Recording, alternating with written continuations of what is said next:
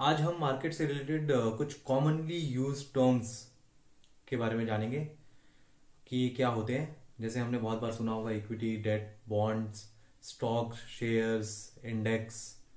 तो आज हम ये छोटे छोटे टर्म्स के बारे में जानकारी लेंगे कि ये होते क्या हैं। तो सबसे पहले मैं चलता हूँ कंपनी पे।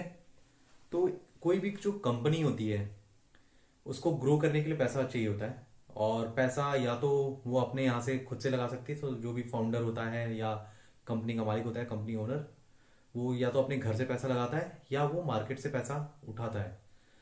जैसा कि हम सब जानते हैं कि मार्केट से अगर हमें एज अ रिटेल इन्वेस्टर या as a normal human being हमें अगर पैसा उठाना है मार्केट से, तो हमें लोन लेते हैं हम।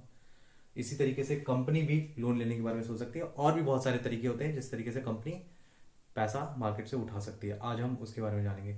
और कंपनी को ये पैसा चाहिए क्यों होता है? क्योंकि ग्रोथ, कंपनी को और आगे बढ़ना है, उसको नई चीजें, मशीनरी खरीदनी है, नई मैन्युफैक्चरिंग करनी है, मार्केटिंग करनी है, एडवर्टीजमेंट्स करने हैं, और लोगों को सैलरीज देनी है, बहुत सारे लोगों को उसमें रखना है कंपनी के अंदर।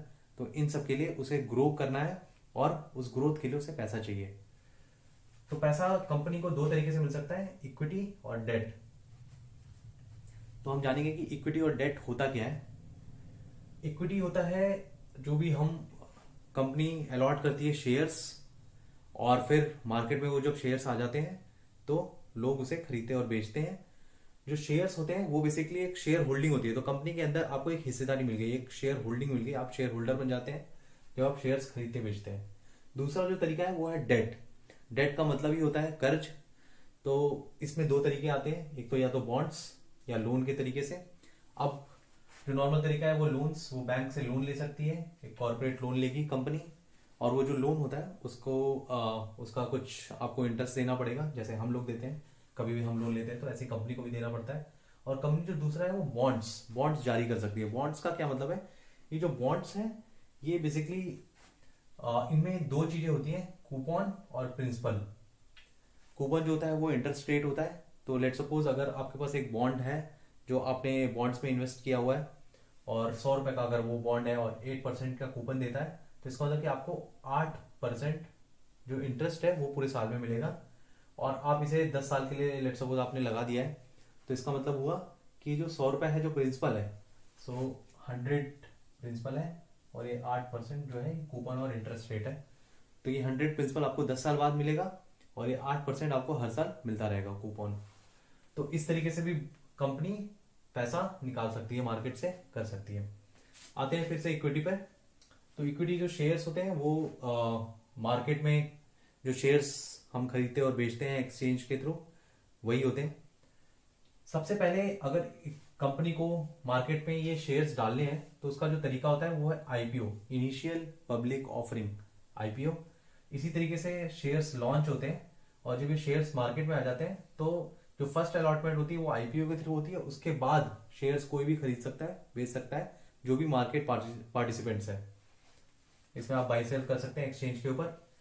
फॉर एग्जाम्पल अगर मैं एक उदाहरण लूँ, तो 100 रुपए का अगर 100 शेयर्स आपने लिए 10 रुपए के भाव पे किसी पर्टिकुलर कंपनी के, लेट सपोज इन्फोसिस या टीसीएस या कोई भी जो भी लिस्टेड कंपनीज है। अब हम देखेंगे कि इसमें रिस्क क्या है। जब आप मार्केट में शेयर्स खरीदते और बेचते हैं तो उसमें एक रिस्क होता है, वो होता है मार्केट रिस्क। तो मार्केट हम सुनते हैं कभी ऊपर गया कभी नीचे गया, तो इस तरीके से उसमें जो रिस्क होते हैं उसके हिसाब से जो आपने जो उसमें शेयर्स में पैसे लगाए हैं, जो इन्वेस्टमेंट की है, उसका जो रिटर्न है वो ऊपर या नीचे जाएगा, डिपेंडिंग ऑन की मार्केट कहाँ जा रहा है। जब हम यहाँ पे बॉन्ड्स की बात करते हैं तो ये बॉन्ड्स ना सिर्फ कंपनी लॉन्च कर सकते हैं या इशू कर सकते हैं, बल्कि गवर्नमेंट बॉन्ड्स भी होते हैं। गवर्नमेंट भी 10 साल के, 15 साल के, 20 साल के, 5 साल के बॉन्ड्स लॉन्च करती है। अगेन उसमें एक कूपन होता है और एक प्रिंसिपल अमाउंट होता है। तो इस तरीके से बॉन्ड्स मार्केट में आते हैं जिन्हें आप खरीद सकते हैं, बेच सकते हैं as a retail investor. Bonds में कौन सा रिस्क होता है? बॉन्ड्स में क्रेडिट रिस्क होता है और इंटरेस्ट रेट रिस्क होता है।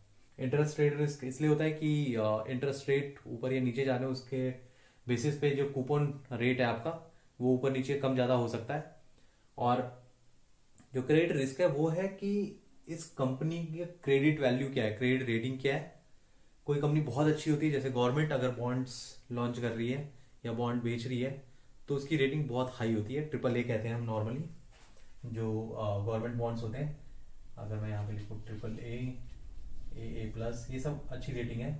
नॉर्मली जो अच्छे कॉर्पोरेट बॉन्ड्स होते हैं वो ए प्लस, डबल ए प्लस या ट्रिपल बी तक होते हैं, जो इन्वेस्टमेंट ग्रेड जिन्हें बॉन्ड्स कहते हैं।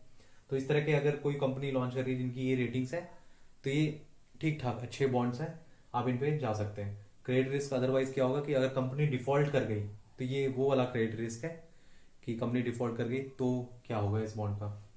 तो इस तरीके से हम देख सकते हैं कि या तो हम मार्केट में शेयर्स खरीद सकते हैं या बॉन्ड्स खरीद सकते हैं एज अ रिटेल इन्वेस्टर, और कंपनी इन तरीकों से पैसा मार्केट से ला सकती है अपनी ग्रोथ के लिए और अपने फ्यूचर के लिए। इसमें एक देखने वाली बात यह है कि जो शेयर्स हैं उसमें हाई रिस्क हाई रिटर्न होता है, तो इसमें जो रिटर्न है वो आपको 10 से 14%, 15% तक मिल जाते हैं आराम से। जो बॉन्ड्स होते हैं वो लो रिस्क लो रिटर्न का गेम है, तो इसमें यहाँ पे आपको 4 से 7% तक के रिटर्न्स मिलते हैं।